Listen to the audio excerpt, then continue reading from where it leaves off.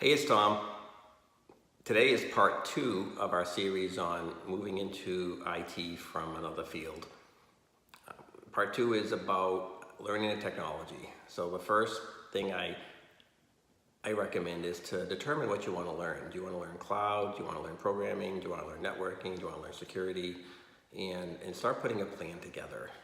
Many of you are aren't necessarily going to have the option to go back to school for 4 years for a bachelor's in computer science or information systems, and I appreciate that. So many of you are going to have to do this on your own time, at night or on weekends, and you're going to try to fit as much in as you can. I've talked to one person recently. She thought that she could probably do this in a month or two. I was like, no, it's going to take a lot longer. It could take 8 to 12 months or more, but you're going to have to definitely put time in, and that means 15 to 20 hours a week. And that can be challenging when you're trying to, you have a family, you have other things you do in your life, you have your regular job, you have to mow the lawn, like I'm gonna have to do a little bit later today. All those things take time, but you're gonna have to find ways that you can, commit to this. And once you determine what kind of technical skills you need or you wanna learn, you're gonna have to find resources to teach that to you.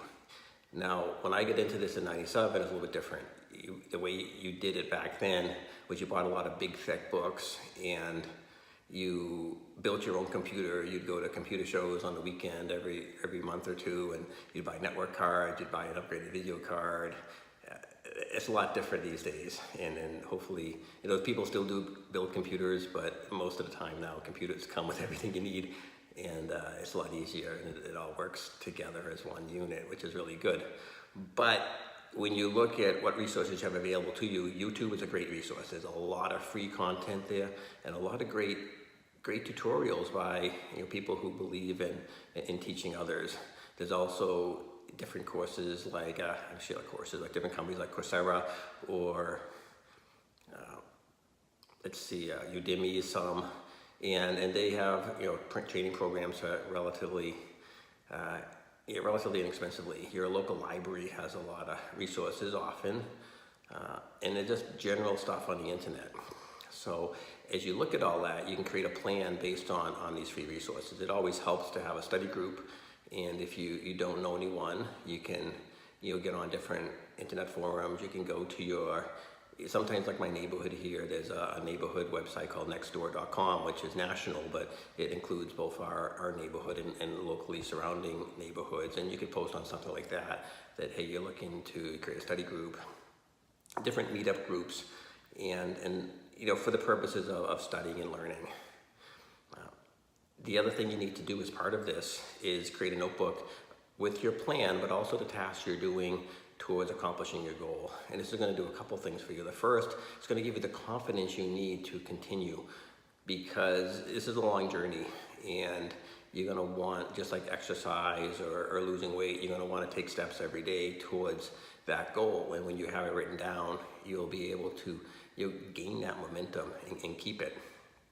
We'll also talk in a later video about how you can use that journal to help you get a job. But for right now, it's building the skills. And this is going to take time, right? It took me maybe a year and a half from the time I decided I wanted to move out of civil engineering into IT. And I built a home network, I read a lot of books, I studied, and then I kind of got discouraged and didn't do it, and then refocused and got back into it.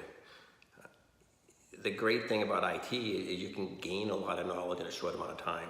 When I was a civil engineer, to become a really good civil engineer, you just can't do that quickly, because you never have the opportunity to go build a huge bridge over a river, right? Those are huge projects. They take a lot of time, and you have to work under someone who's more experienced and learn that.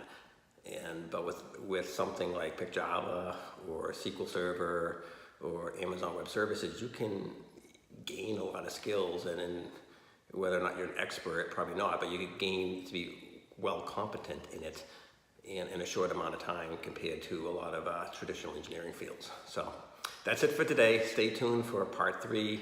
Thanks. Bye.